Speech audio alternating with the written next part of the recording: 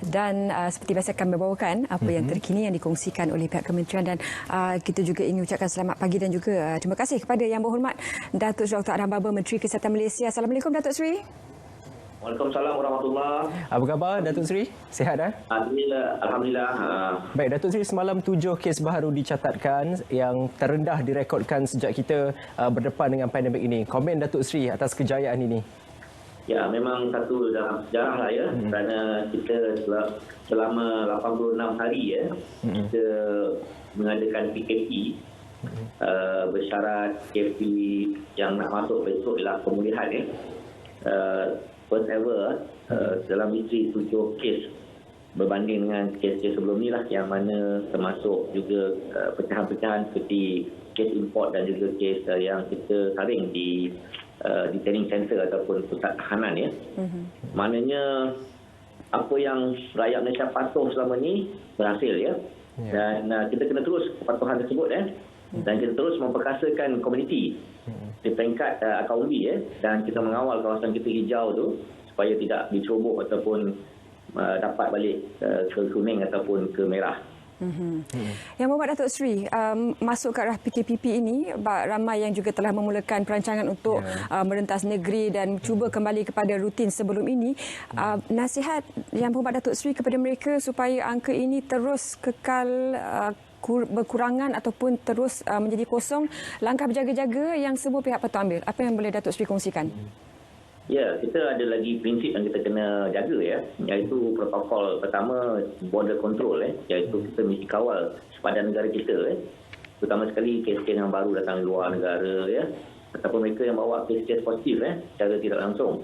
Kedua ialah movement control, MCO ataupun PKP kena terus diadakan. Sebab tu kita adakan PKP pemulihan iaitu kita masih lagi Akta 342 digunakan untuk terus memberi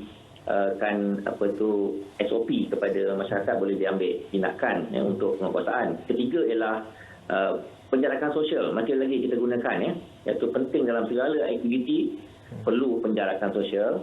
Dan yang keempat ialah perlindungan diri itu kita kena lindung seperti kerap mencuci tangan, pelitup muka dan mulut dan hidung. Kita ada penjarakan sosial seperti saya kata tadi. 4 protokol ini yang telah dipatuhi sebenarnya.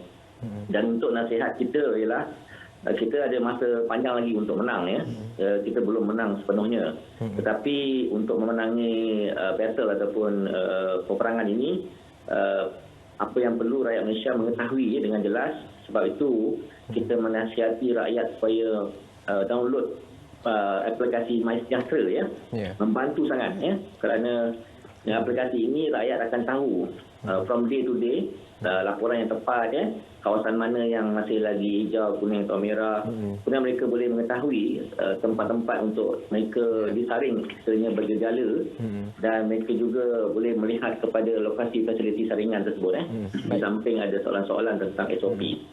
Baik, Datuk Seri, kita juga tidak boleh lupakan bahawa kebelakangan ini peningkatan kes COVID-19 dalam negara disebabkan penularan dalam kalangan warga asing. Perkembangannya setakat ini bagaimana Datuk Seri untuk parti khususnya yang berada di depo tahanan imigresen? Penanganan untuk golongan tersebut bagaimana? Ya, itu tugas negara lah untuk memastikan bahawa detaining ataupun mereka yang ditahan tu dihantar pulang sekiranya mereka tidak ada dokumen. Mereka yang ada dokumen, kalau mereka positif, tugas majikanlah untuk memastikan mereka ni dirawat, dihantar ke pusat saringan bila bergejala, ataupun dirawat di hospital kerajaan, ataupun mungkin mereka nak masuk ke hospital swasta untuk dirawat.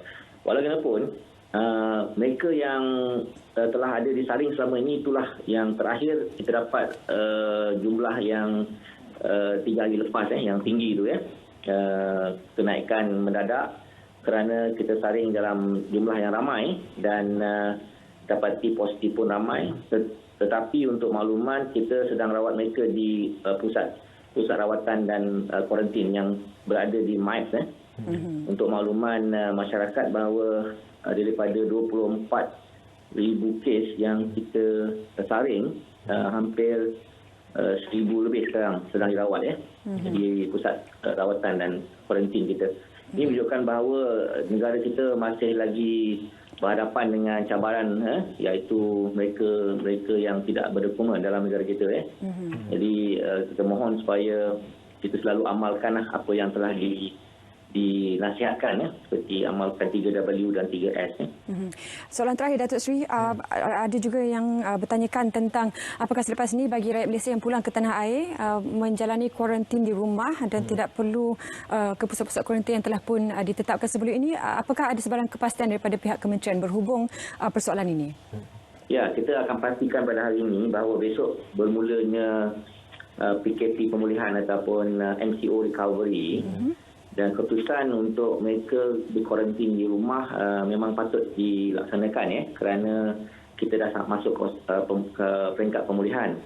Dan pihak negara ataupun kerajaan sedang meneliti standard operating procedure yang terkini untuk memastikan bahawa bila rakyat Malaysia yang telah pun upload Mas Sejahtera di negara tempat mereka dipat dan juga mematuhi peranan mereka untuk uji COVID-19 di pintu masuk nanti dan apabila mereka dapati bergejala, kita akan rawat mereka di hospital atau pusat rawatan. Yang kedua, kalau mereka tidak bergejala, mereka akan diarah untuk membuat kuarantin di rumah dipanggil PUS, Person Under Surveillance. Dan pihak kerajaan akan pastikan mereka patuh pada standard prosedur yang ditetapkan selama 14 hari berkuarantin di rumah masing-masing atau tempat kediaman lah Baik. Dan mereka diberikan satu issue letter supaya mereka patuhi selama mana mereka di kuarantin. Baik. Terima kasih banyak-banyak Datuk Seri kerana berkongsi kepada kami mengenai COVID-19, usaha yang dilakukan oleh Kementerian Kesihatan Malaysia untuk mendepani penularan tersebut. Datuk Seri, akhir sekali mungkin beri nasihat kepada seluruh rakyat Malaysia untuk terus mematuhi arahan yang dikeluarkan kementerian tak kala kita nak memasuki Perintah Kawalan Pergerakan Pemulihan esok hingga 31 Ogos. Datuk Seri, silakan. Ya, saya hanya ada kebimbangan pada hujung minggu ni lah. Apabila dah mula boleh bergerak pastikan semua perintah-perintah yang kita kemukakan seperti penjarakan sosial, lindungi diri sendiri, jiran. Kita balik kampung ataupun merayakan kemenangan belum lagi kita masih lagi perlu bersolidariti untuk terus memutuskan penularan jangkitan COVID-19 dan yang penting menasihati sama mereka untuk kekalkan kita menjadi COVID bebas. Baik. Terima kasih Datuk Seri. Terima kasih. Baik, satu berita gembira juga yang dikongsikan oleh kerajaan semalam bercakap tentang MySejahtera ini bahawa penggunanya akan menerima RM50 yang akan dikreditkan ke dalam e-dompet. Jadi bukanlah wang sebenarnya yang ingin kita katakan, tapi manfaatnya akan anda terima tak kala anda menggunakan aplikasi MySejahtera itu untuk mendapatkan perkembangan terkini mengenai COVID-19 dan langkah-langkah pencegahannya. Dan knowledge is power ataupun ilmu itu kuasa. Jadi pastikan kita terus selamat dan juga keluarga kita selamat, masyarakat kita selamat.